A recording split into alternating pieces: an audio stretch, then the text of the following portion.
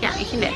So we're gonna dance and we're also gonna sing. How about all of us? How about all of us? How about all of us? So let's get started. Me and you. We're here for all of us.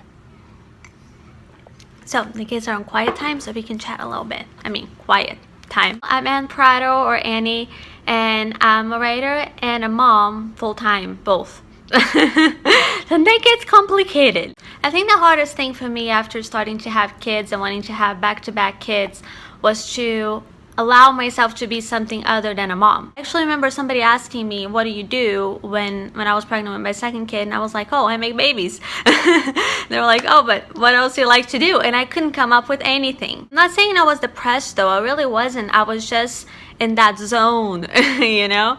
I needed that time to just focus on becoming a mom. But after I was done having kids, I had my third.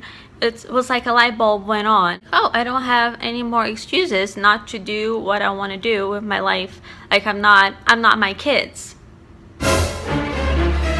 Not to say that time after you have a baby isn't important, of you just spending the day in your PJs and just getting fat and not caring. That's awesome. I had a great time. I would eat like 3 Cadbury bars a day and I do not regret any of them.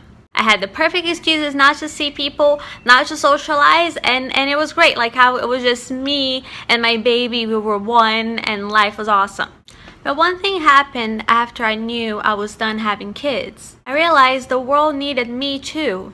Not just these wonderful little people that I was trying my best to raise to be amazing people. I realized that God loved me independently from my kids as well, and independently from the things I had to show for myself. Just as bad as keeping my kids from the world, it would be to keep those things that He deposited in me from the world. So I have a special assignment for you. Write down 3 things that you know you're good at.